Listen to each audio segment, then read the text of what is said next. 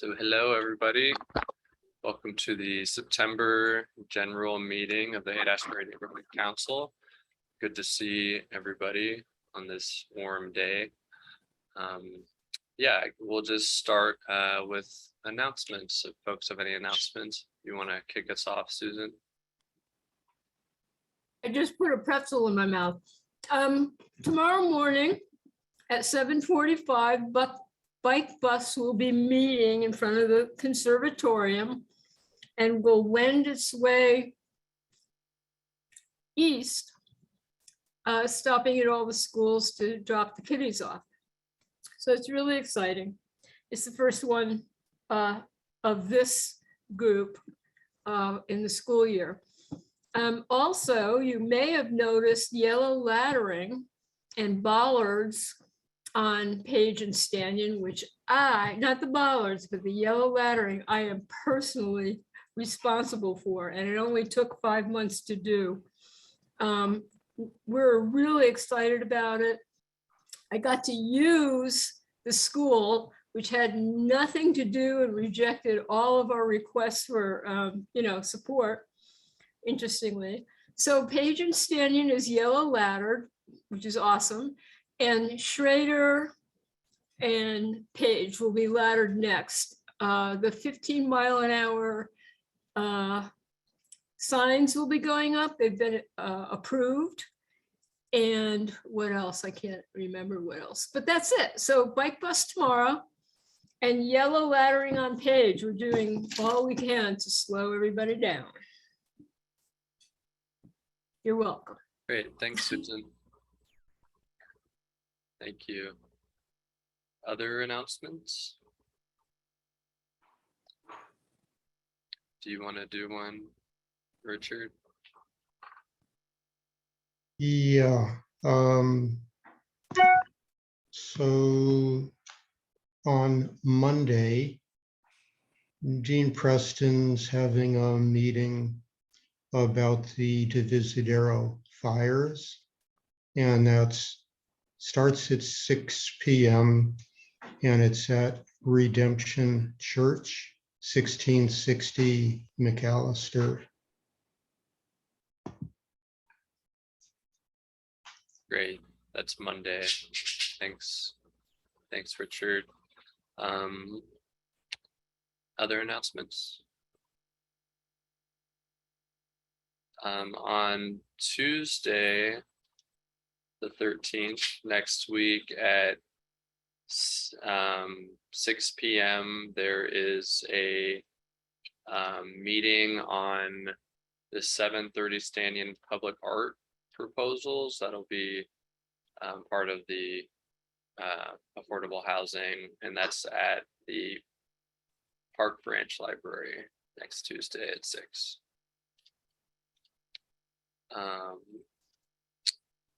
Yes, David, I think it's probably proper to mention that our board member, Richard, is a member of the panel that will be involved in the selection of the final art for the project. So I don't know if Richard has any inside info or is going to be like the rest of us and learn what's happening at the meeting. No, I haven't seen the proposals yet. That's all, yeah, that's right. Thank you, Calvin. So let's all go and check it out and see Richard there in his official capacity. I will be there. All right. Kelly, do you want to make the announcement? Yes, sorry, I was shoving dinner in my face. Hi, everyone. I'm Kelly from the Proposition E campaign. We are having our campaign kickoff this Saturday at 10 a.m. at Inchan Kajal Park. That's at Folsom and 17th. We're going to have a short speaking program, and then we're going to be doing a lit drop in the neighborhood. So please come, and we'll have tacos for those returning from their lit drops at noon. So who doesn't like tacos? Nice. Love tacos. Thanks, Kelly. Okay. If folks have other announcements, feel free to just throw them in the chat. And feel free to just put any info in the chat also, so folks can write it down. All right, so yeah, we'll kind of kick off our meeting today, which revolves around housing and the current state of things at the state level and with the governor's office and our upcoming elections this November. So before we get into the propositions, and we'll have folks speak on props E and prop M, we're going to get some kind of framing and background from Calvin on what's been going at the state level and how that relates to everything here. So I'll pass it to you, Calvin. Yeah, thank you, David. We, in an essential way, are in brand new territory in terms of the state and county relationship over housing construction and even approval. Historically, in California, housing construction and commercial construction, approval of commercial and residential developments was a county function. There was no state department of construction. You didn't get a permit from the state to build virtually anything, but you had to get a permit from the county.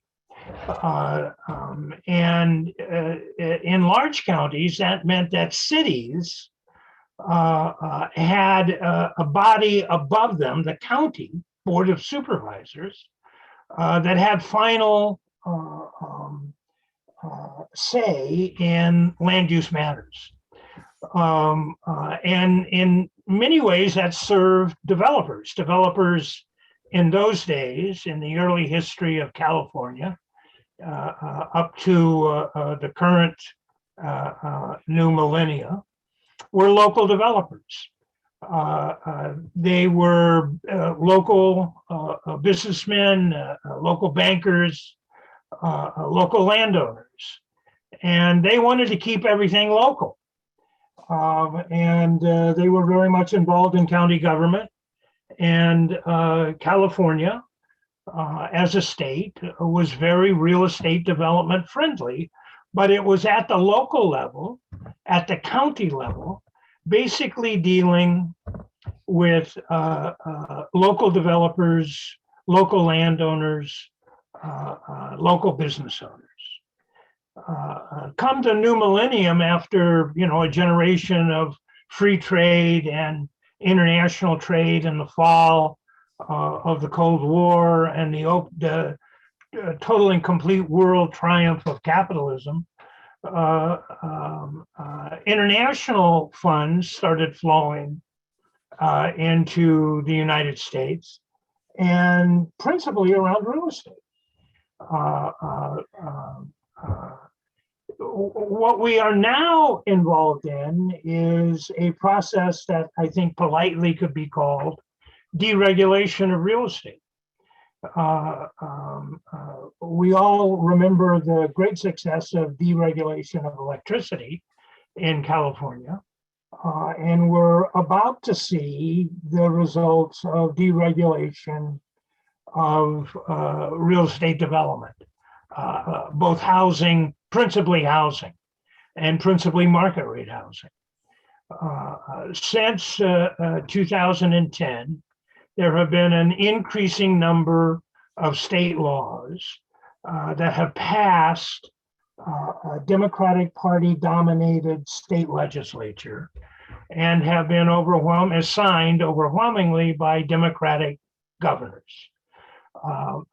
And what these state laws have done, and there are at least in the last 5 years, Supervisor Chan may have a better count than I do, but certainly 12 major state laws that change the basic relationship between the county and the state government in the approval of real estate, the granting of density bonuses, the amount of affordable housing that could be built at the local level as a result of these density bonuses, whether or not local planning commissions can have a say in the approval of any specified housing development.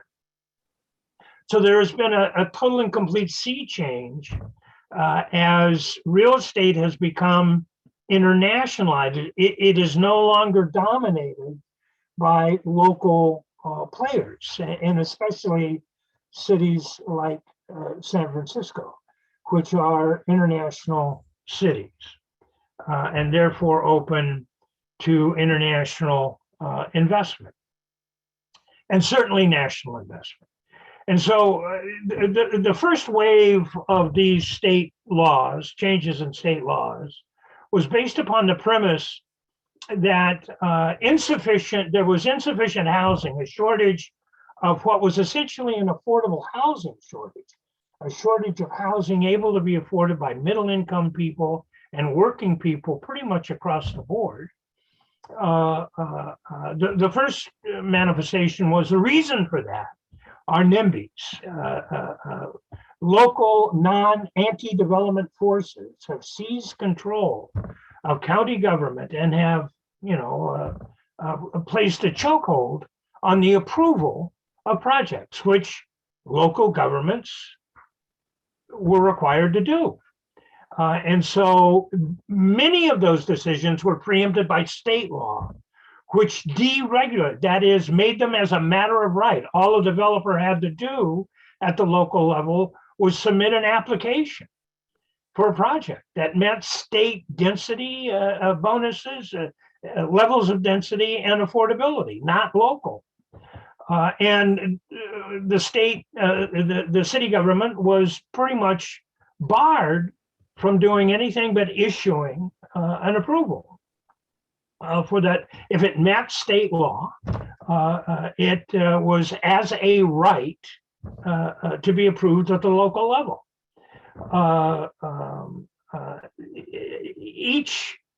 Each year, these projects have become more and more specific and have required less and less affordable housing and are overwhelmingly market rate developments. So the thrust of state law up to fairly recently until this year has been to minimize local government's ability to approve projects. So the notion that the problem, the affordable housing problem, stemmed from local governments not approving affordable housing was objectively incorrect. It was factually untrue. No affordable housing project has ever been not approved by the city and county of San Francisco. None, zero. Some have been challenged by private parties through CEQA, but very few, and none have prevailed. So, second of all, San Francisco has a pretty robust history. The Planning Commission, after all, the planning department is funded by building permits, is pretty open-handed in approving projects. It was obvious from the start that this was an ideologically based, not a factually based law. This was SB 35, which basically ignored the fact that in San Francisco, we had, at the height of the supposed blockage, over 70,000 approved projects that only about 6,000 were under construction. that the biggest problem was developers sitting on approved projects, but for whatever set of reasons, the developers, overwhelmingly market rate developers, were not building. Clearly, because they didn't see that it would be profitable. That's the business they're in. It is interesting to note that there is no approved but unbuilt affordable housing project. Indeed, the funding for affordable housing is dependent upon it being approved. So this has never been the case with truly affordable housing. That is, housing able to be afforded by households earning median income and below. This year saw a rather dramatic change. On the 9th of August, the state Housing and Community Development Office Director Gustavo Velasquez announced that San Francisco was that the state, his department was going to be working with San Francisco to identify and clear roadblocks to the construction of all types of housing, not the approval, but the construction, as if city governments were involved in the construction of market rate housing. That some department, interesting. The statement said, we will be working with the city to identify and clear roadblocks to the construction of all types of housing. And when we find the policies and practices that violate or evade state housing law, none of which I'm aware of require local governments to facilitate the construction of an approved project. Many counties do, many cities do, especially sports arenas and shopping malls. They like to, because they generate revenue. But even in those cases, the public entity is never required to be involved in the actual construction of a project. So the state HCD director Velasquez said, we will be working with the city to identify and clear roadblocks to the construction of all types of housing. And when we find policies and practices that violate and evade state housing law, we will pursue those violations together with the Attorney General's office. Somebody may be going to jail. There's a threat of prosecution. And this was needed because of three reasons cited in the press release. First, that San Francisco has the longest timelines in the state for advancing housing projects to construction. As if the city is responsible for advancing an approved project to construction. Two, San Francisco has among the highest housing and construction costs, as if city government was responsible for either. Well, kind of indirectly for maybe housing costs through bad housing policy, but construction costs, the city and county has practices that affect construction costs. What? Fair labor laws? The city does not set the price for land or set the price for labor or set the price for capital. That's all done by the private market. But because we have the highest construction costs, the state is going to step in and find out why. And if any state law is violated, the Attorney General is going to be called. And then finally, a newly created unit of the HCD, the Housing Accountability Unit, has received more complaints about San Francisco than any other local jurisdiction in the state. Well, I got a few complaints about San Francisco, but hello, because this unit, which I bet was created at the request of the YIMBY party and the YIMBY legal team. And I'll bet you that YIMBY party members and YIMBYs have made most of the complaints about San Francisco. So for those three reasons, the state is going to ask why we are not facilitating the construction of housing.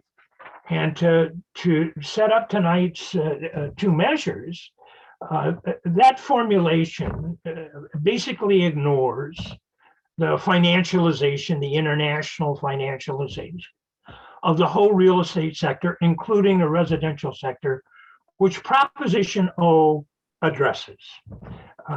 Proposition O on the ballot and to be discussed tonight does address the economic incentive to hold units vacant, which drives up housing costs and has nothing to do with city approvals or even construction.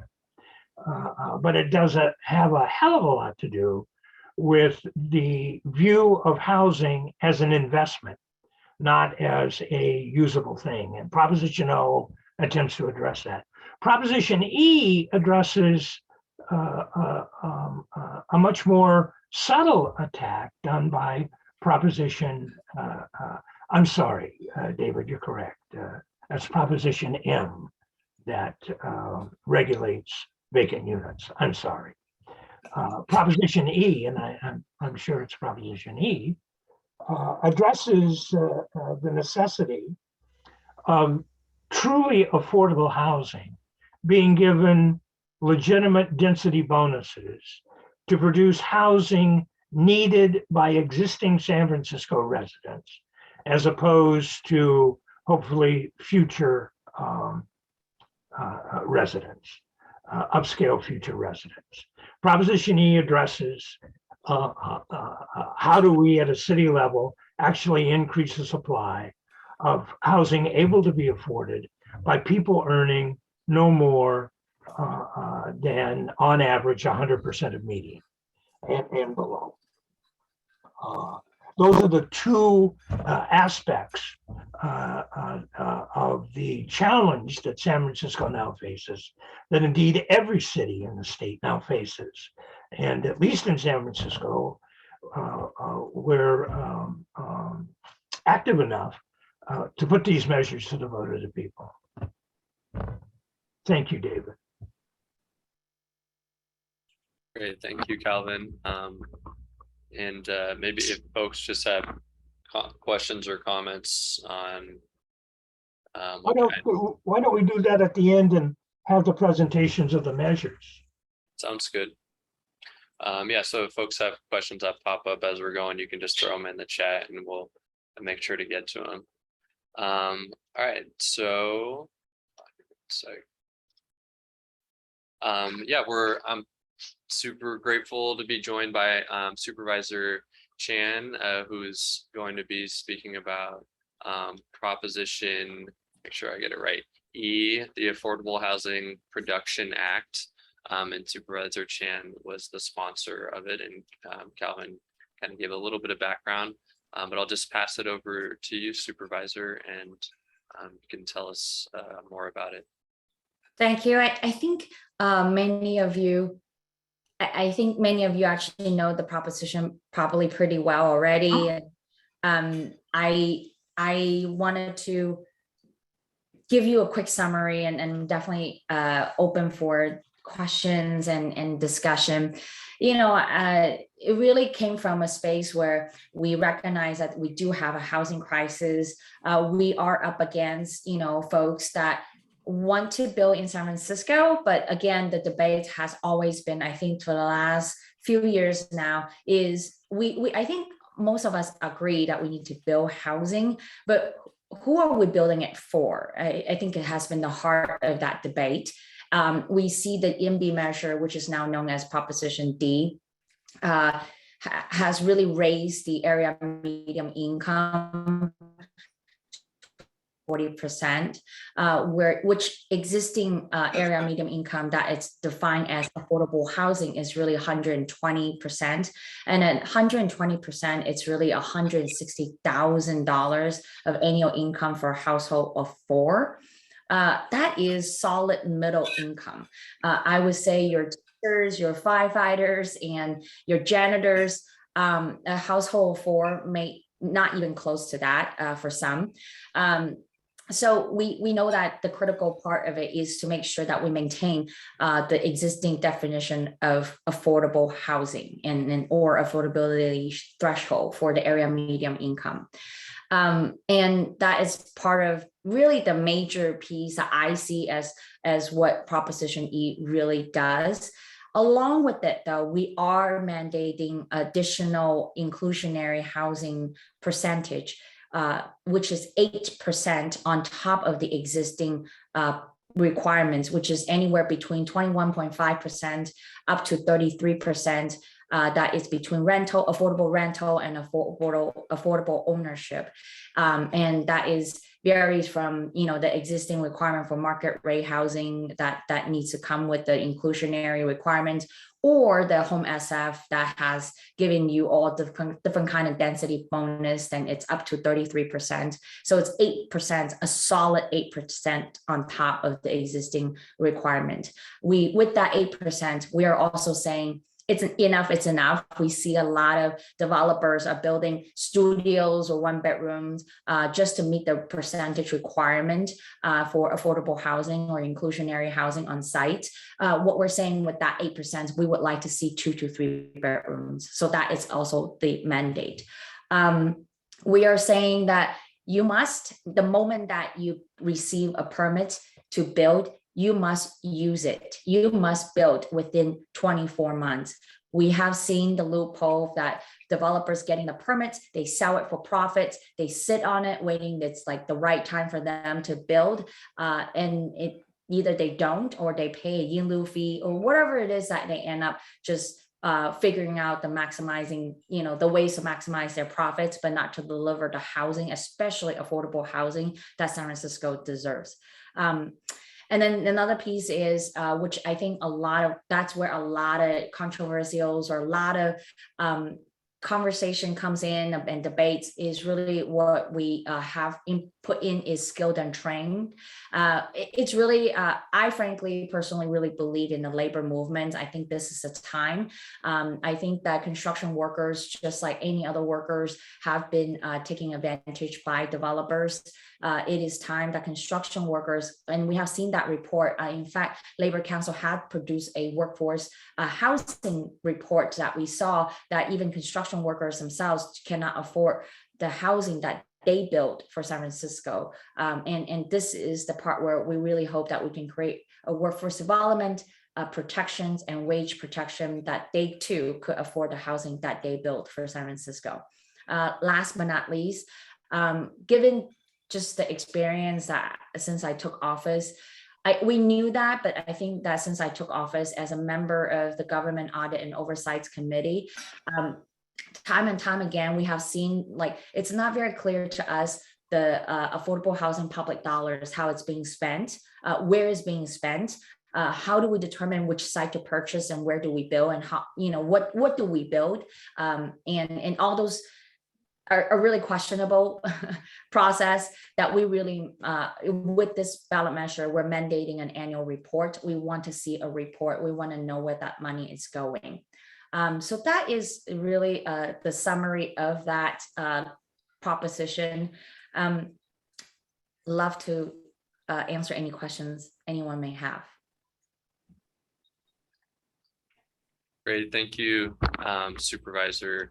I know we have some questions coming in the chat. I know we have Pat with us here with the empty homes tax. So why don't we go to Pat, and then we can just kind of open it up to all questions, if that works. Great. All right, so I'll pass it over to you, Pat. Awesome. Hello, everyone. My name is Pat Cochran, the campaign manager for Yes on Prop M, also known as the Empty Homes Tax or Fill Empty Homes. How many minutes do I have to present? Just so I can. As many as you need. All right, cool. It shouldn't be more than 3 minutes. So, I'm sure most of you have seen this, but there is 40,000 empty homes in San Francisco, meaning 1 in 10 apartments, or units of housing citywide sit vacant. This is an absolutely shocking figure, especially when you consider that we have over 8,000 homeless folks sleeping on the streets every night. I recently saw that there's over 20,000 people this year will experience some form of homelessness. And, we've seen tens of thousands of folks, mostly working class, pushed out of the city over the last decade because it's just quite simply, it's not affordable to live here. And, the rent's too high. So I want to be clear what our position on housing is. Housing is a fundamental human right. It's not a luxury. It's not something that you receive if you worked hard enough or you did this, if you did that. It's something that just like food, just like water, just like clothing, it's something that everyone needs. And this issue of the empty units, empty homes has gotten worse in recent years. It's grown 20% since 2015. And in the areas with the highest rate of vacant homes, Soma, downtown, the Mission District, Mission Bay, are neighborhoods with the highest concentrations of new units being built. Whenever you go down to the Giant Stadium or around that area, you see those big, tall glass towers, 12-story glass towers. That's where a lot of the units are being built because we're only building market rate units. We're not building affordable units. It's a travesty. It's really bad for the fabric of our city. And they're mostly sitting empty for profit driven reasons, which are just inconsistent with the city's goal of maximizing housing stock. They're empty because they want to flip them, or they treat their multiple homes like they would like an asset, like a stock or bond. And in addition, these empty homes are, it's bad for our local businesses. There's less customers, neighborhoods feel less vibrant. So it's just not good. So in response to this very pressing problem, I'm a member of Democratic Socialists of America, San Francisco, along with obviously Supervisor Dean Preston, who helped write the legislation, and then also our amazing coalition partner, Faith in Action. We decided to launch this residential vacancy tax to address this critical issue. We looked all across the country to places that have done it. We actually decided to go up north of the border for inspiration. Vancouver, British Columbia has had a very successful vacancy tax. The larger the square footage of the unit, the higher the tax, and the amount increases yearly if the unit is kept vacant in consecutive years. It tops out after 3 years, but the longer vacant, the more the penalty you pay. According to the city's budget and legislative analysts, the empty homes tax, yes, on Prop M, would put 4,500 of these homes back on the market within the first 2 years, many of them in rent-controlled buildings, and would provide an estimated $38 million annually to be split between the acquisition of affordable housing and then rental subsidies for low-income families and seniors. Our coalition partner, Faith in Action, was really the ones that got us behind the rental subsidies. They're essential for working class people in San Francisco, especially for families. We all know it's expensive for everyone, but like to find a 2 or 3 bedroom unit, when you have kids, next to impossible. And then older adults, especially seniors, have lower incomes than most other San Franciscans, are also the fastest growing homeless age group in the city. And these subsidies can make the difference between people being staying in their units or being forced out of San Francisco, or even worse, ending up on the streets, which is a terrible, terrible outcome. We now that we're on the ballot and everything, we now have our official opposition. We had the SF Apartments Association, we had the SF Association of Realtors. They're going to come out hard against us. We haven't seen the exact amount they'll spend, but based off of the campaign I worked as a field director in 2020, Prop I, it's safe to expect that there will be millions and millions of dollars spent against us. Now, luckily, when you have the power of the people like we do, we can make up for that, because like when you run a cool progressive campaign, people actually want to come out and volunteer for you. But nonetheless, there's going to be a lot of money behind us, and we need allies to stand behind us to build up our coalition. Obviously, Hank has been a large supporter of Dean and a bunch of other great ballot measures in the past, and we really need your support now so we can push back against this just straight up, messed up real estate speculation that's tearing up this city. So it would mean the world for us if we could count on Hank to support the empty homes tax.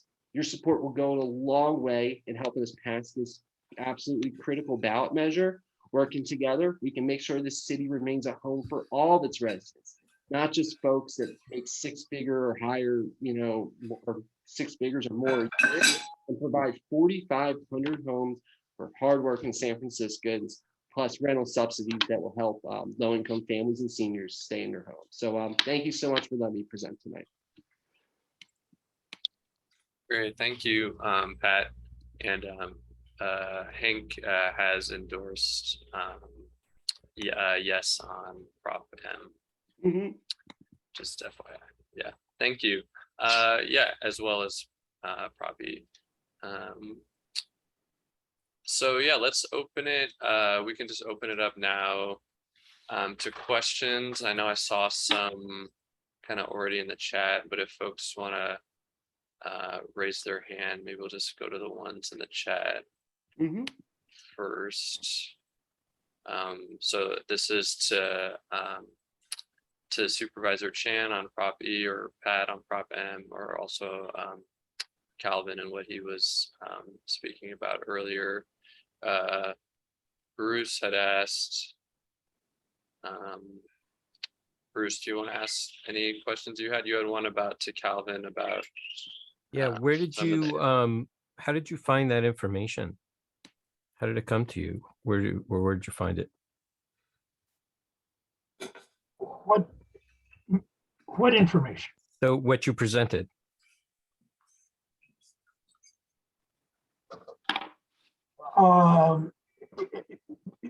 About 7 books.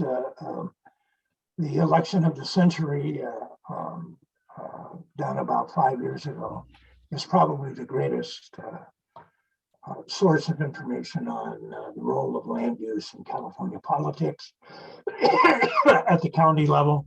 King of California, which is a book on the consolidation of agricultural land in the Central Valley counties and the role of wealthy farmers, local farmers in developing housing developments, suburban developments in Southern and Central California and the Central Valley.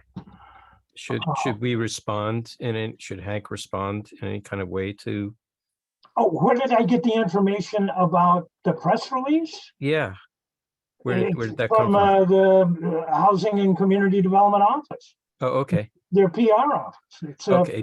It's a press release. Oh, okay. And what I read was from the press release. Okay. Okay, good. I didn't catch that part. So thank you. Should Hank respond to that in any kind of way? Well, we're going to be investigated. I bet we're going to respond. Okay. Yes, I don't know. Supervisor Jan perhaps can ask: is the board going to hold a hearing? Is the Housing and Land Use Committee going to hold a hearing on the measure?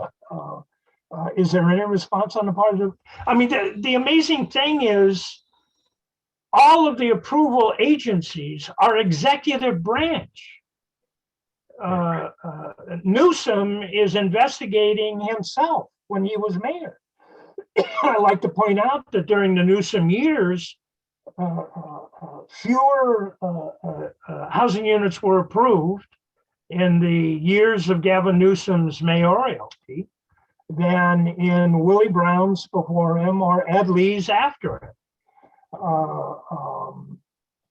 So I guess he's going to be, investigating his own administration.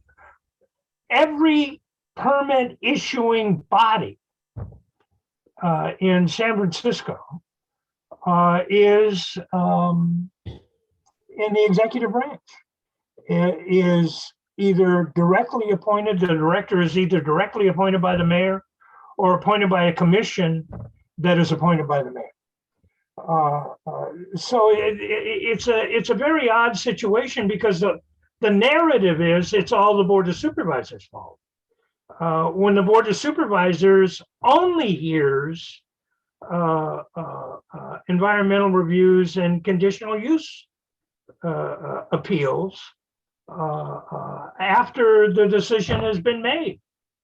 So the Board of Supervisors is at best an appellate body of agencies that are totally controlled by the mayor. So if there's a problem in approvals or now construction, whatever that means, they're executive branch departments, DBI, the planning department, the health department, Muni, the port. Those are all executive branch departments. Those are all the development and land use development entities, SFMTA.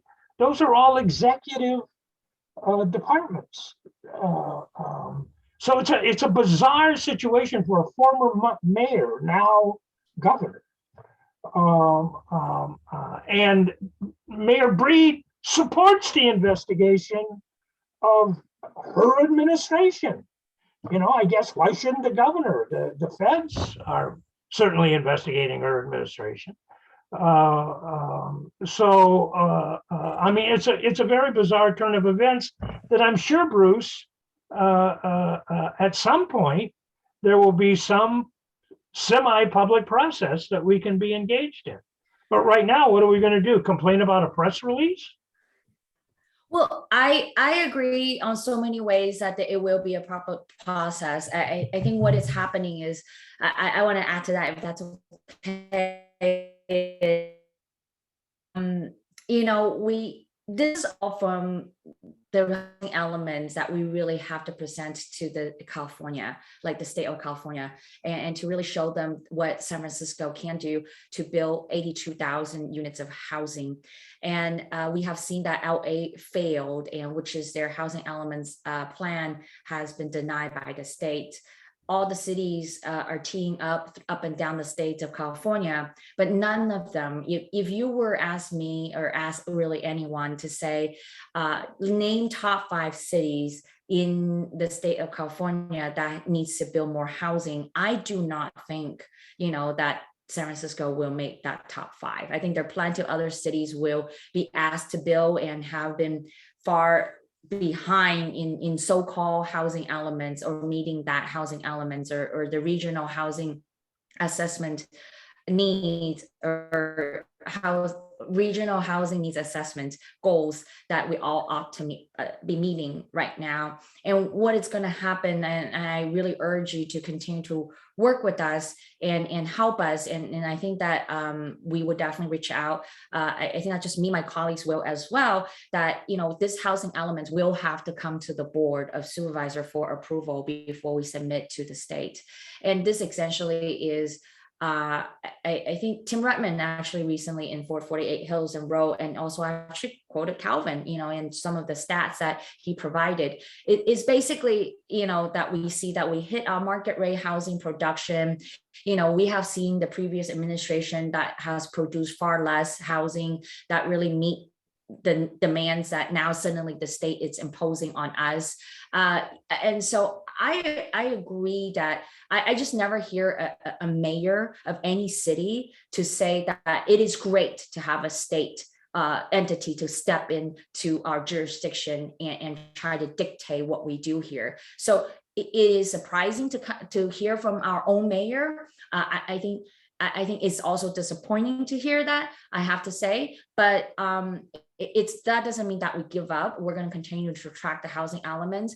We're going to talk to our commissioners on the planning commission in our planning department to really try to figure out how to present this plan. What is interesting though, and I agree based on the press release, what Calvin and his assessment is this, that it is political on so many levels, because that, you know, the housing elements deadline is actually March 2023, and yet we're given or asked to have a 9 months review process by the state from this point and on out, which is, if we do the math, you know, that it's beyond the March 2023 deadline. So we know that something is not quite right here. They're trying to make an example out of San Francisco. I think that there's a lot of flaws in their claim by the State Department here to talk about, you know, our housing plan. I think we are in this space where, you know, we need to hold firm and what is realistic and what we can do and deliver and produce in terms of housing, especially affordable housing. But at the same time, you know, so we want to work with them in good faith. But at the same time, I think at some point we'll also have to call them out about why they're doing this and whether this is realistic. Even in San Francisco actually by far, in comparison to other cities, that we actually have the staffing, we actually have the expertise, you know, local level to actually be able to respond to the state demands. Some of the cities that you will see don't even have that, and so then what happened to those cities? You know, so I have many questions, and I'm waiting for some answers from both our planning commission and planning department. So rest assured that we will have those conversation, and especially to do whatever we can to bring those conversation publicly so you all can participate and comment. Great, thank you, Supervisor. Pat, I see your hand is up. Oh yeah, I just wanted to bring awareness that Shaylin Watson, who's the campaign manager for Yes on Prop H, which is Dean's other ballot measure, Up the Vote, is also here. If you have time to let her speak a little bit about her really important ballot measure that, you know, for this upcoming November. Yeah, thanks, Pat. Sorry, I missed the name. Shay, is that right? Do you want to? Yeah. Just kind of talk a little bit about, is it Prop H? Mm-hmm. Cool. Yeah, thanks, Sure. Pat. It's cool if I go. Yeah. Sweet. Please. So yeah, hello everyone. My name is Shay. I'm here representing Prop H, the Voter Participation Act, put on the ballot by Dean Preston, and that moves our current off-cycle local election with low turnout onto the presidential election cycle. At a time when voting rights and democracy are under attack, Prop H is a simple solution to ensure that more people in San Francisco have a voice in our democracy. This is a nonpartisan good government measure that moves the elections for mayor, sheriff, district attorney, city attorney, and treasurer currently in odd years to even years. Yes on H updates the city charter to align with a state law prohibiting cities from holding off-cycle elections if doing so significantly lowers voter turnout, which it is in San Francisco. Already 50+ cities have made this change in California, including LA, and it's time for San Francisco to get on board. Over the last decade, voter turnout in San Francisco has averaged 43% in odd year elections and 80% in presidential cycles, with the lowest odd year voter participation amongst communities of color, the working class, and young voters. So Prop H isn't just about increasing voter turnout, but also ensuring that a broader range of voters will actually have a say in our city elections. Consolidating next year's election into the 2024 ballot will save about $7 million, which can be spent instead on urgent needs such as homelessness, housing, and public safety. We should be electing our important city officials when most people vote, which is in presidential election years, not in an off-cycle once every 4 years election when voter turnout is 40% or less. the San Francisco Voter Participation Act has the support of so many amazing organizations. It was put on the ballot July 19th, so it's been up and running with endorsements led by good government, nonpartisan voting rights groups like California Common Cause, the League of Women Voters, Represent Us, Asian Americans Advancing Justice, the Asian Law Caucus, and we got the endorsement of the San Francisco Democratic Party, and we'd be honored to have the support of the Haight-Ashbury Neighborhood Council. And with that, I can take questions on Prop H. Great, thanks, thanks Shay. Yeah, and if Shay is here, folks have questions about that too. Thank you. I'll go over to Tess. I see you got your hand up. Yeah, excuse me, Supervisor Chan. So is the 120% of AMI, is that for a flat rate for all of the affordable units, or is there tiering or some other structure that means that some lower income people have a chance to get in to some of this housing? Thank you. That's right. Yeah, that's right. Tess. Thank you so much. Yeah, absolutely. Of 100%. So the ballot measure impact three types of projects. One,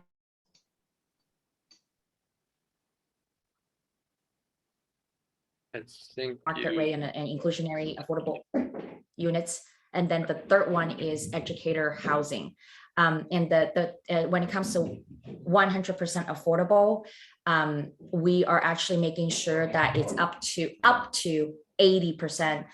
It is from the nonprofit housing, affordable housing developers that we have conversation with, that they were like, look, some of the SRO residents don't even make above 30% of area median income. And so we need to be considerate of that. So absolutely is with their conversation with them and advice with them, by them, that we set the language to make sure we have tiers. Yes.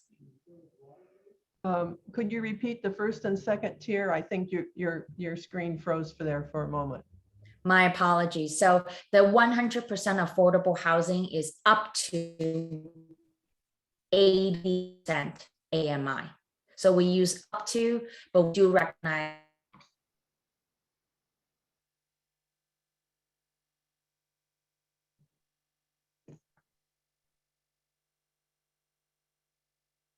was that clear, Tess? and Okay, Kelly put it in Kelly the put it in chat the box chat. too. 100% affordable up to 80% AMI. Great. Thank you. Next I see Robert has that hand up. Yeah. So my question is for either Calvin Welch or Supervisor Chan. California, HCD's review of the draft housing element says that SF is potentially in violation of state laws like the Permit Streamlining Act, Housing Accountability Act, Housing Crisis Act, and state density bonus law. So I was wondering, what's your take on that?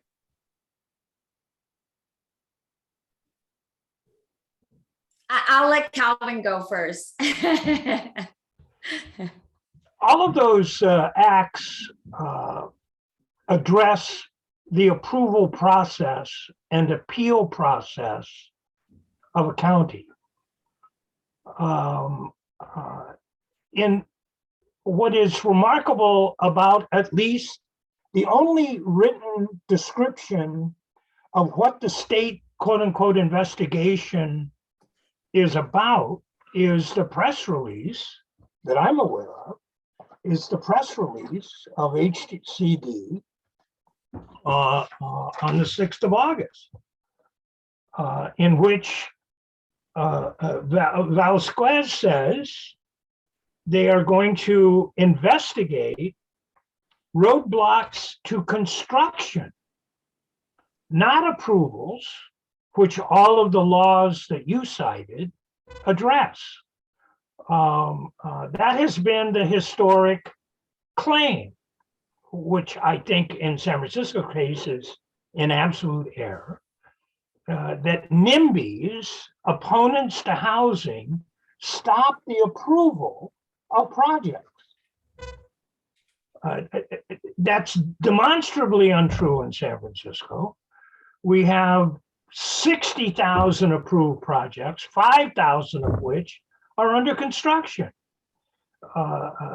We approve far more projects than are ever built because the overwhelming majority of the projects we approve are market rate, and market rate developers have a lot of ways of making money by not building housing for approved projects. They can sell their approvals. They can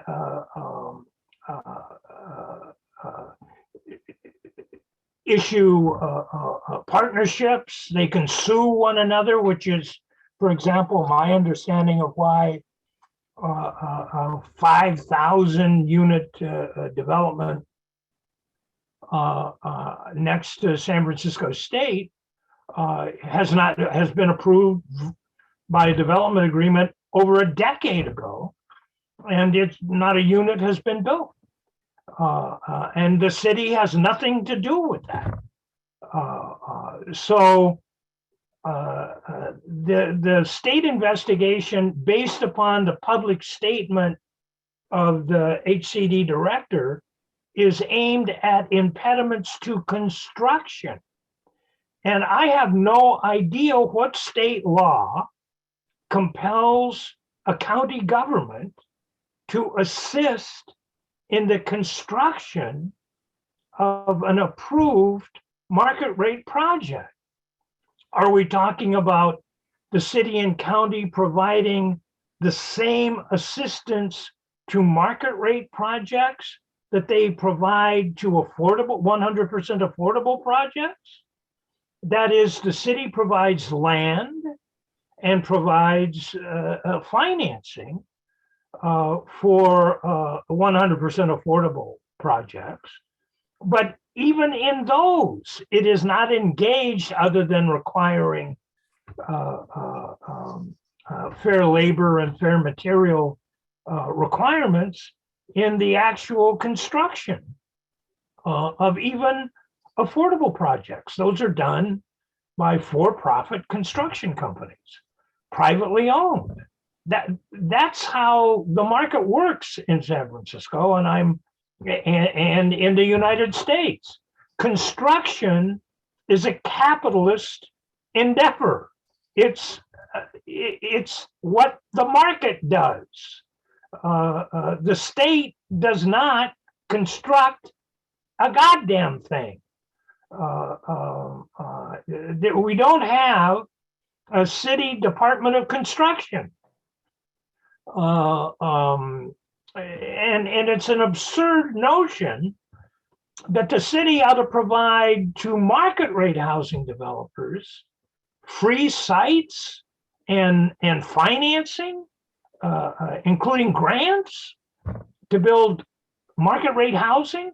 I know that is the essence of Proposition D, the YIMBY measure, which defines affordable housing as housing able to be afforded by people earning 140% of median, and also gives to the Board of Supervisors the power to apply the same by right approval process to other types of housing.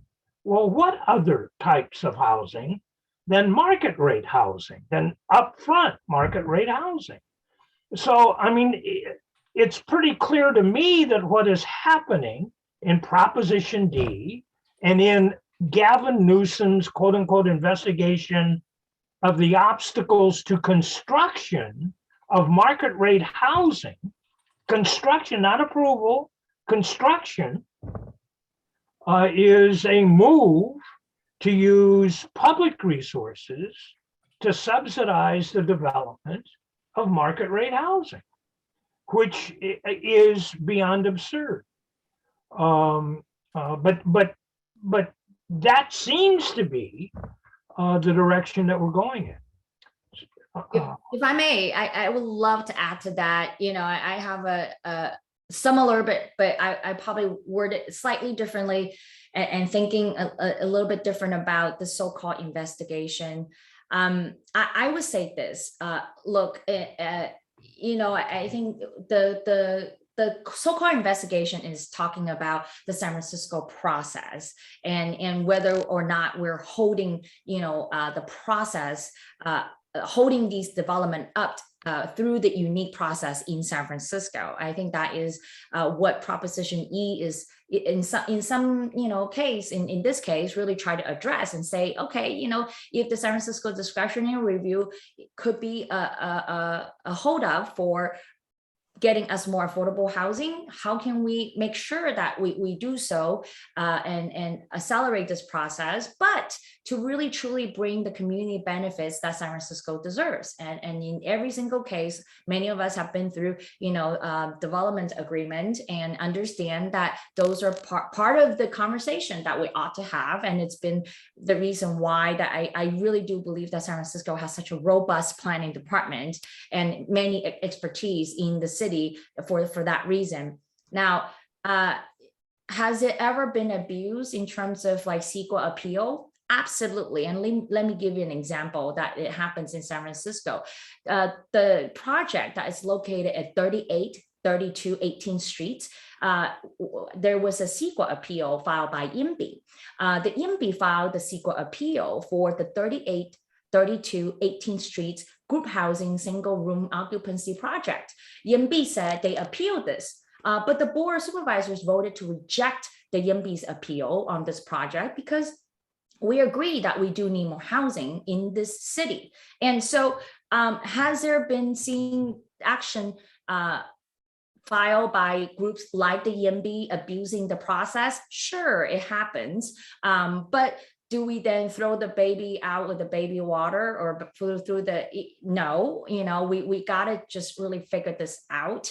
And if the state wants to investigate or so-called investigate, I think they're gonna find the fact that like they are on the hook.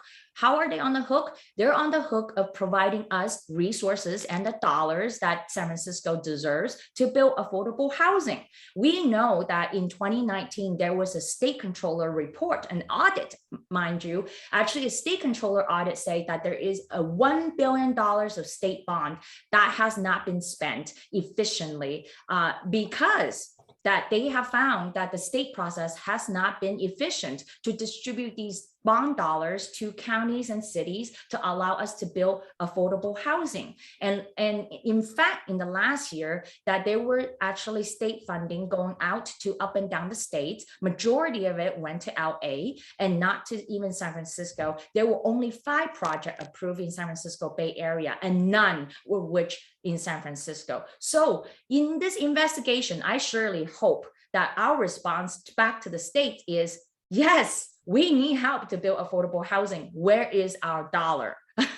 and that would be me representing San Francisco as a member of the board of supervisors. That would be my pushback back to the state so-called investigation. Okay, thank you. Bruce. Yeah, thanks. Let me get my notes out here. Hello, Supervisor Tawny. How are you tonight? Can you hear me okay? Yep. Okay, great. I guess it kind of got answered for me in the chat, but I just want to double check it on the 80% AMI part. Is that actual 80% AMI? Is that a cap? Or is it how most CD describes it as 80% average for the whole building? That's a good question. Actually, is the 80% of area median income. So it's up to. So the 80% AMI is the ceiling, it's the cap. That's per. 100%. Yeah, I don't, Bruce, I believe that I'm trying to reply to that in the chat. Okay, I believe what you're talking about is a small site program, right. which acquires existing buildings that sometimes have residents that earn more than 80% of AMI. and the city does not want to evict them. And so gets around the use of public money, benefiting people earning more than 80% of AMI by, in the case of the small sites program, allowing a building average. 730 Stanton is going to be newly constructed, and everybody in there is going to meet a income guideline. That's why we're battling what the AMI level for the entire building should be. It won't be an average unless we lose. Right. Under new construction. It will be an actual cap.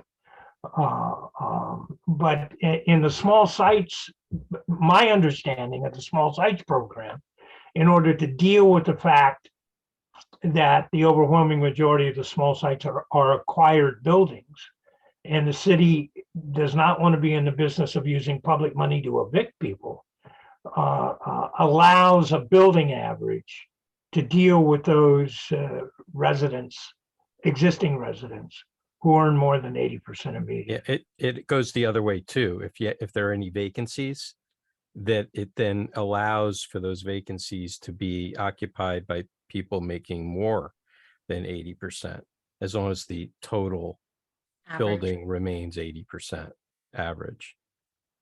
So it works both ways. Well, and I'm sure the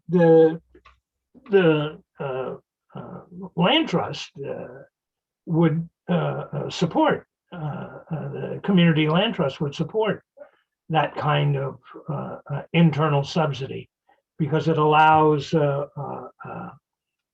for a bigger mortgage. Well, okay, it's a longer conversation, but actually, folks would prefer a cap. If we're going to be doing affordable housing on a preservation, we want to be able to provide it for the most needy people. Well, certainly it makes no sense to have the unit at above 80% of median, and therefore if it becomes vacant, somebody else above 80% of median gets it. That makes no sense at all. But it does make sense to me, and I believe that was at least the argument that was made in the early years of the land trust that became the small sites program, was that in acquiring a building with public money, we did not want to evict someone who lived in the building, but exceeded the target income. And so we allowed, we thought creatively, for an 80% building average. Yeah. And I want to also add to like that Proposition E only addresses new housing development. So it does not address small sites, but however, on a separate note, or just on a side note, if I may, Bruce, we should start talking about small sites program, that the Mayor's Office of Housing have rolled out some tweaks since June, and we should meet on the side and talk about that. I agree. I have a second quick question for Patrick.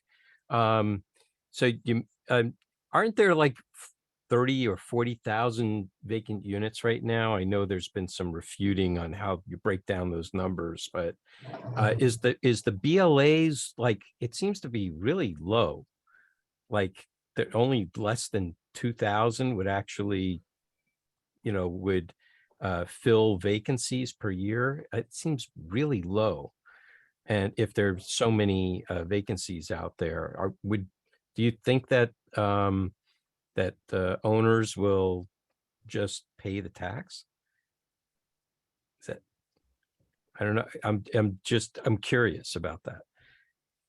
No, that's a good question. So it's actually 4,500 homes within the first 2 years to be filled. There's definitely going to be some owners that would rather pay the tax, but that's still a huge benefit because that's 38 million that's going to be split between affordable housing, but then even more importantly, kind of in my opinion, is the rental subsidies for low-income families and seniors, especially when there's I believe that there's over 5,000 seniors in the city that pay over 70% of their income towards rent. That's untenable for everyone, for anybody, but especially a senior on a fixed income for sure. So like that's kind of the issue. Now there are some exemptions that we kind of felt were common common sense. Kind of the big one is if a house is waiting to pull permits, that can take a while in San Francisco. Also, if the house is in probate, or if it's waiting to close a sale. Also, there's just, if there's inheritance, that can take a while to fill that out. But 4,500 homes within 2 years, that's a massive thing. I've heard we need to add 82,000 homes over the next decade, or at least according to the state or something. But if you think about- that's my thought. If it's been kind of promoted that there's over, let's say, I'll lowball it, 30,000 vacant units out there.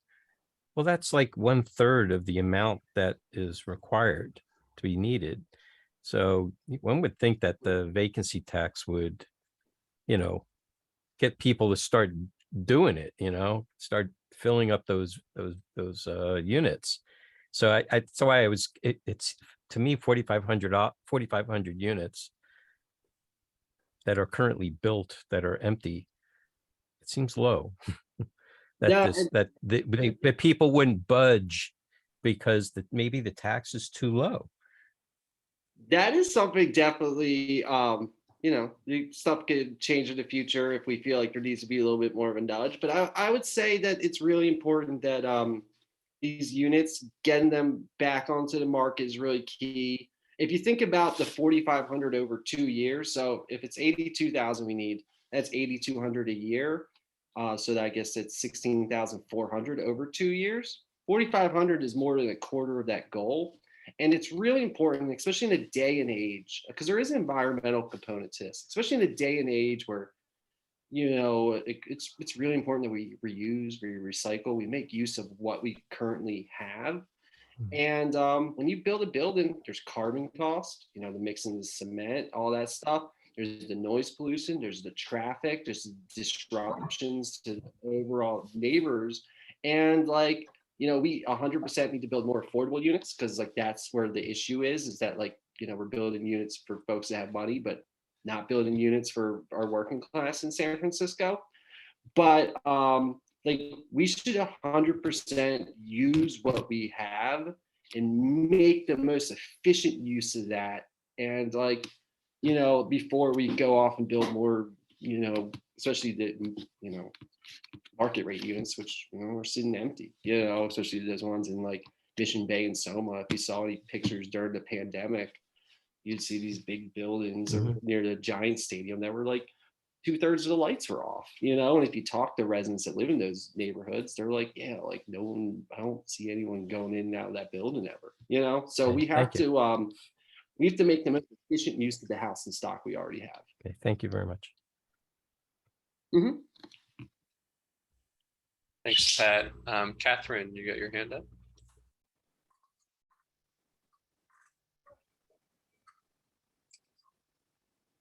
Yeah. Hi, guys. Thanks very much for all the presentations. They've been very informative. I'm not a housing expert by any stretch of the imagination, and a lot of these statistics are just really hard for me to get my mind around. But I do know that housing is one of the biggest issues, or lack thereof is clearly one of the biggest issues facing the city today. And I am friends and, I am in communication with a lot of different people who, and I believe in doing that, in communicating with people who don't necessarily agree with me on everything. And I think these days that's actually more important than ever, with the country as polarized as it is, that we all sort of need to be making an effort to do that and not just talk to the people who agree with us 100% down the line. And there's, sort of spiritual reasons, but there's also practical reasons to do that, because if this issue is so pressing for everybody and we are internally divided, even the people that care about it the most, don't agree with each other on basic things. I see the stalemate and kind of the wheels spinning that comes out of that. So, and that's a tragedy for everybody. So what I've been trying to do in my own mind is come up with things that I think that these groups could have in common with each other and could stand for as bedrock principles where we overlap. And if enough people who are now on opposite sides of the fence, maybe I'm speculating, but if enough people could come together like that, it's possible we could move these things forward better than we're doing. So for me, certain bedrock principles, which I have heard people express deep concern about, and which I also feel deep concern about myself, is you don't tear down existing historic structures to build new housing. And I honestly, I don't hear anybody saying that, either on the YIMBY side, the HANC side. I don't see anybody putting their foot down and saying, we need new housing, but we're going to build it on underutilized city land. And even though our city is very dense and very built up, there's so much underutilized land that we could be building housing on instead. And we're still tearing down buildings. I mean, I don't know if we're doing it every day, but I open the paper and see they're tearing down a historic building in this neighborhood or some neighborhood or another to build a higher, to build a higher building that will have more units. That's unacceptable to me. That should be, put your foot down. I don't care what side of the fence you're on. You are not going to allow that to happen. You're going to be unequivocally, categorically opposed to it. The other thing is downtown in the hub, in neighborhoods that are close to transit, that are really well served by transit, zero parking. You want more housing, you can't have them both. Why aren't we building buildings where we absolutely say there's 15 million parking spaces in the Bay Area that Spur has counted in a recent survey? We don't need 15,000,001. We have to at some point just draw the line, say it's super expensive to build parking, put that money into housing and just say we're going to build whatever project it is, and we're not going to allow any parking whatsoever. And I don't see any of this stuff happening. I see all these projects getting approved with huge amounts of parking. I see underutilized lots, and I have to bring this up, like the one on Stevenson where, they were trying to build housing on what's a valet parking lot, and that got stopped. 730 Stanton, I'm sure it's about to happen, but that lot has been sitting empty, for years now.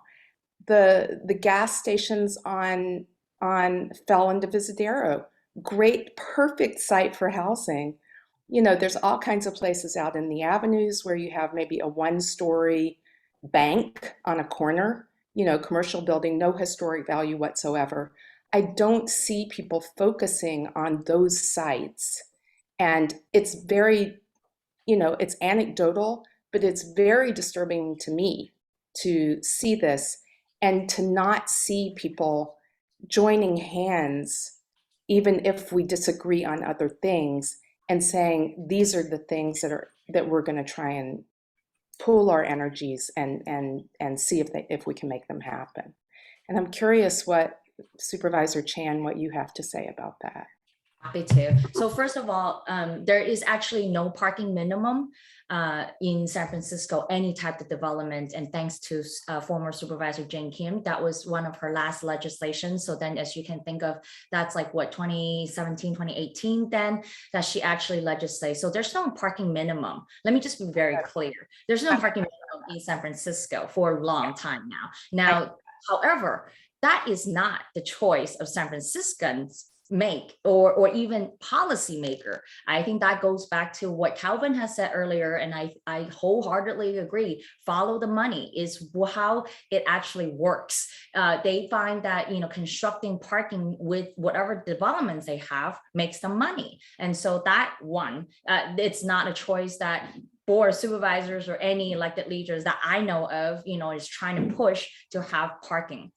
So, and in fact, it's a city policy that we don't have a parking minimum. You don't have to build parking with any type of development.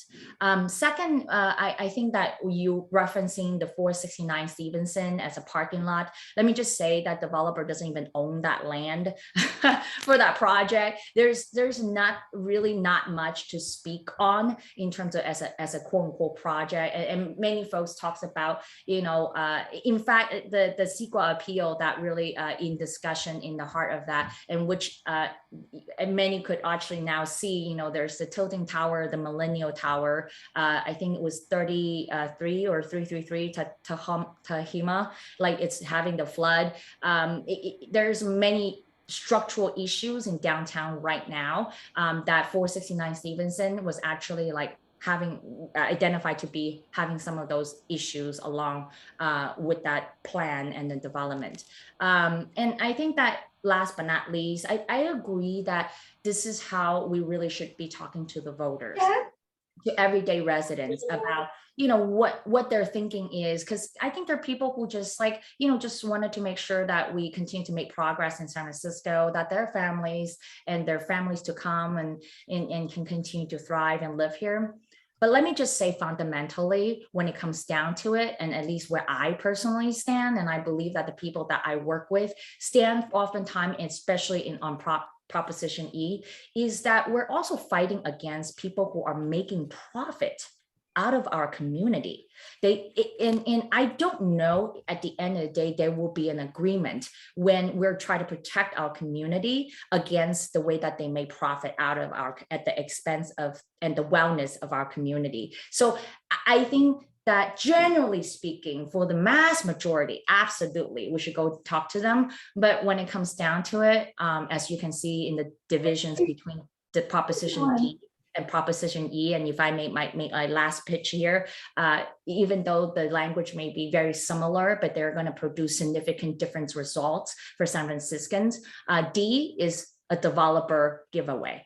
D, it stands for developer giveaway, and E is for everyone. And E is with the thought of like building homes for families, for workers, for everyone. So that's my last pitch.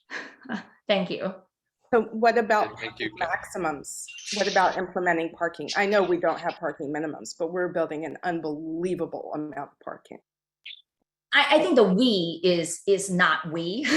The we is like developers that are looking for profit. So I cannot speak on the we. But you're not in the role of approving or disapproving, but but the commissioners are. Yeah, and I would say majority of the planning commission is appointed by the mayor. So definitely, I mean, there's something to really have a discussion. And again, I think it's about really following the profits, like thinking about how folks are actually making profits out of the developments that they make. And certainly somehow they calculated that parking is part of it. Oh, I'm sure they do. But if they need to go to somebody and get permission and that person says no, they'll come up with some other way of doing it. It's what it seems really important to me. Thanks. Yeah, thank you, Catherine. And we have Supervisor Chan and Patrick for 5 more minutes until 8:30. So maybe we'll try and squeeze in another question. Norm, you want to go? Yeah, thanks, David. This is addressed to Pat. I was just curious. I wanted to know more about Prop M and how could I find out?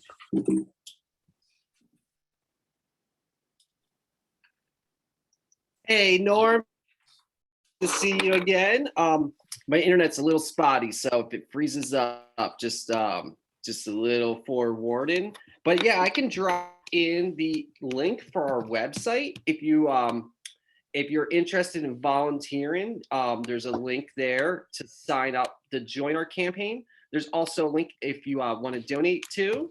And then also, if anyone wants to get on our list, if you just want to DM or put your name in the chat or direct message me, I can add you too. Sorry, I turned off my video just so in case my internet makes the internet a little less likely to crash right now.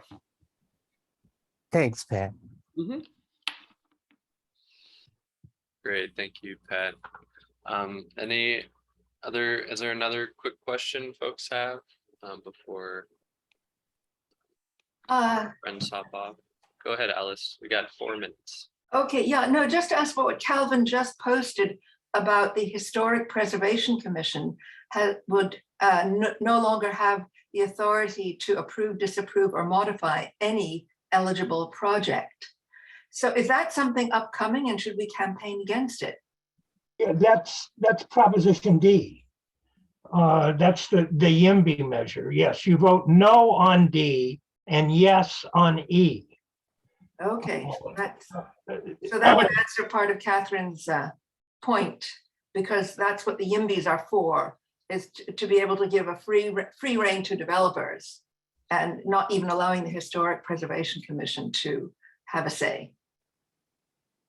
Right. They will argue that it is for affordable housing development, which they have redefined to 140% of median, which is market rate in most of the neighborhoods of San Francisco. And you have to ask yourself a question. Why would anyone who could afford a market rate unit get one in a Prop D project that is deed restricted? If you can afford a market rate unit, why would you buy a deed restricted unit from the city? It's absurd, because it's not about affordable housing. It's about the section of Proposition D that says, by a simple majority vote of the Board of Supervisors in the future, these benefits can be applied to other housing types.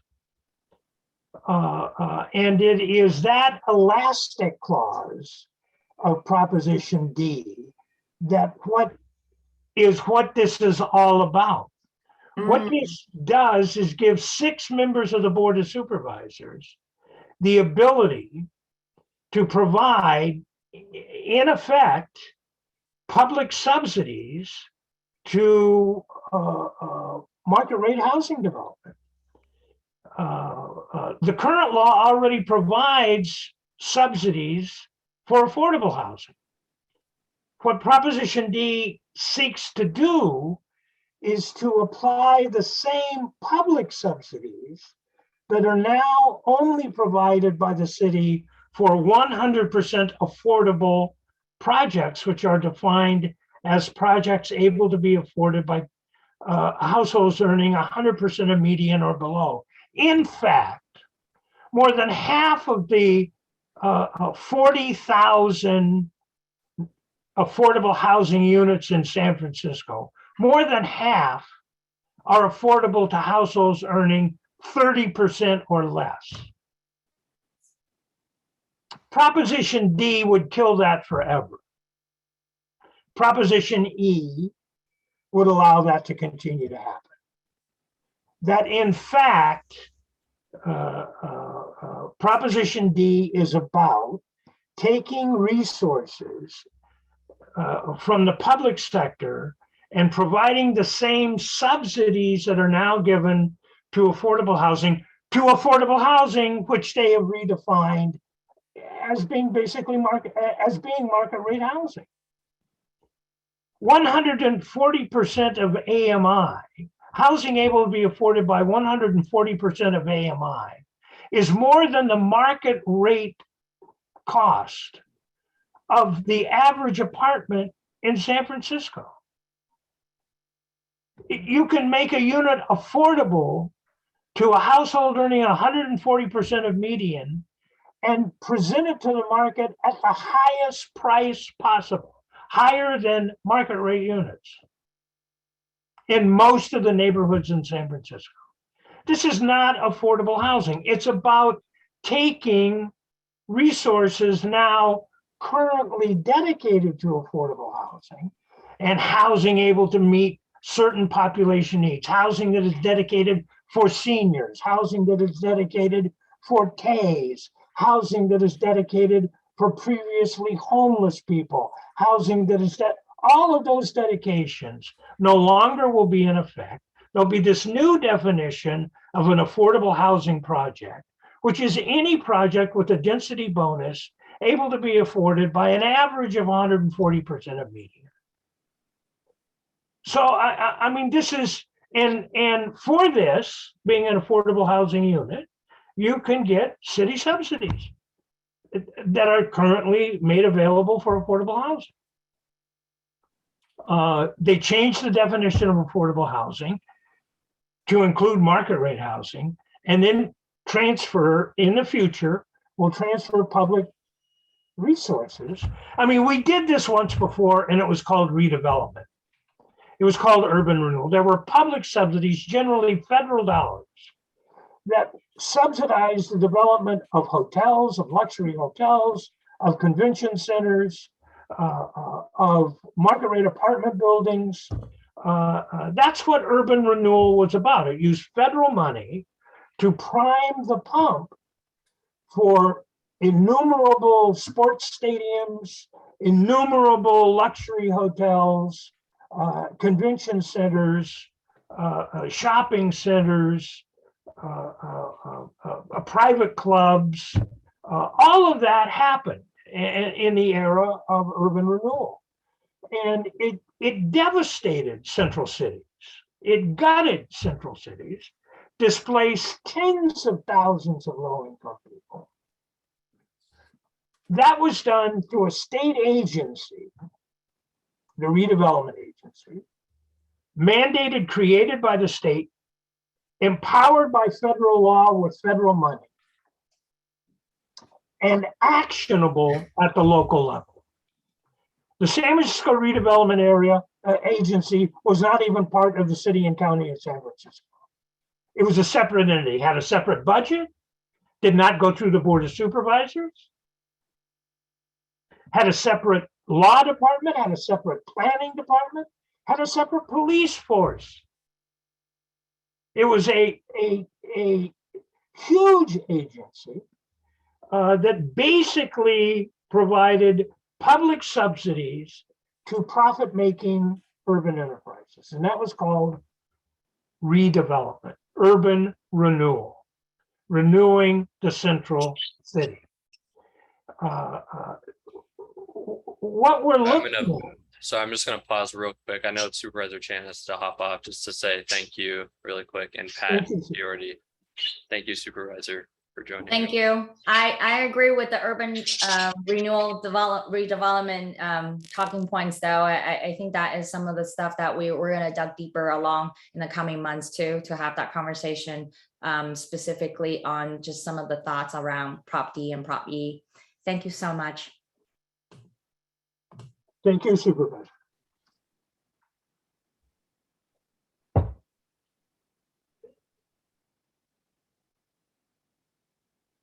Yeah, sorry to cut into those good points. No.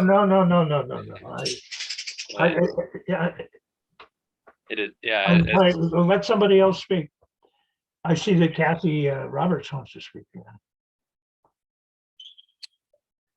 Oh, that's a way. Sorry, I actually am wondering if I can talk about a different proposition, the one about JFK. I don't know if this is the right time to do that, but did Hank take a position on that? And is there any way we can set aside a couple minutes? Hank did not take a position on either of the propositions And that had to do with JFK. Are you not planning to?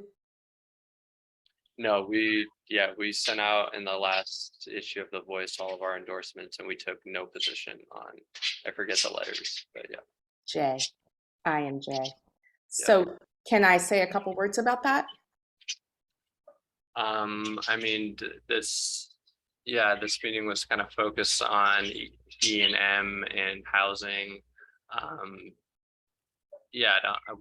Hank itself hasn't taken a position. If you want to make a short statement on your own, I guess that's okay. Thank you. Yeah, I would like to just say a few brief words. First, I'm very disappointed that Hank has not taken a yes on J, no on I position. Yes on the promenade is yes on J. and everybody needs to know that. And no on the promenade is yes on I. So we really all need to vote yes on J, no on I. And I would be happy if somebody wants to chat in to put you in touch with, anybody who's interested in going and leafleting or helping the people who are working on these campaigns. Anyone who has been to the promenade in JFK, which I know that a lot of you have, I'm sure a lot of people who use it don't realize how fragile it is and how at risk we are of losing it. That I'm sure a lot of people who use it and enjoy it every day don't even realize it can be taken away from them in a heartbeat. And it's just I can't even begin to express how important it is that doesn't happen. And it's in the hands of the people right now. And I guess the main thing I want to say is the people who are opposing the pedestrianization and the democratization of JFK are spending $2 million so far on trying to grab it back from the people. It's a public resource. It's really ours. It belongs to us. And this small group of elitists is trying to get it back. And they're headed by Dee Wilsey, who I don't have anything against personally, but she's just wrong about a lot of things, and this is one of them. And the main thing I want you guys to know about Dee Wilsey is that she's the one who funded the biggest fundraiser, who organized the biggest fundraiser for Donald Trump in San Francisco. When he was running against Joe Biden, she hosted that fundraiser at his house. And she's spending $2 million of her own money to basically try and steal JFK from us. And it's super, super important that we don't let her do that. And I'll leave it at that. Thanks, Catherine. Yeah, you can maybe, if folks are interested, you could maybe put your email in the chat if folks want to get in touch with I will you. do that. Thank you. Yeah, I might, I guess just to circle back to kind of what we were discussing. Yeah, I think it's touching on the historic preservation, Prop D and demolishing of historic buildings, and kind of the question about local land use and should San Francisco and neighborhoods and people who live in San Francisco and working class, low income communities, tenants, people of color, should we have a say in how our communities get built and what's developed? That's one whole piece, right? And then there's another piece that was touched on of the material facts of construction and development under capitalism, and the reality of speculation being a part of that, and the way the private market works. And it was touched on even with cars and parking in itself. You can mandate zero that developers will still provide parking for people who want parking in their developments. But that the market, the 40,000 vacant units still creates all these units, and the market creates a problem that itself then tries to solve with a market-based solution again, of developers not even building the housing. So it's on all these different kind of fronts you look at it, that it really does come back to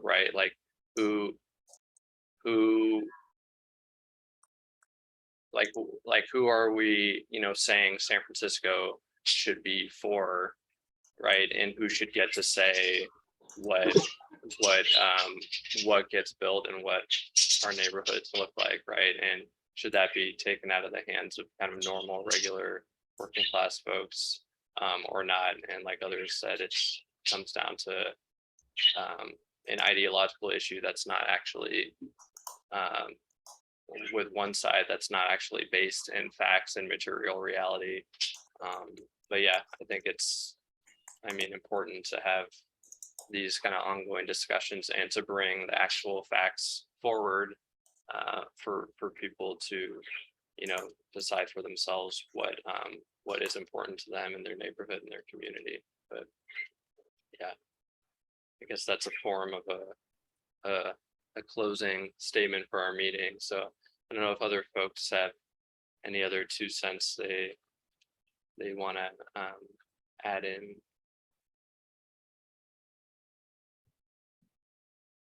Could always adjourn early too. I will, yeah, well, thanks, you know, everyone so much for coming and having another great great meeting. It's good to see everyone. Thanks for being here.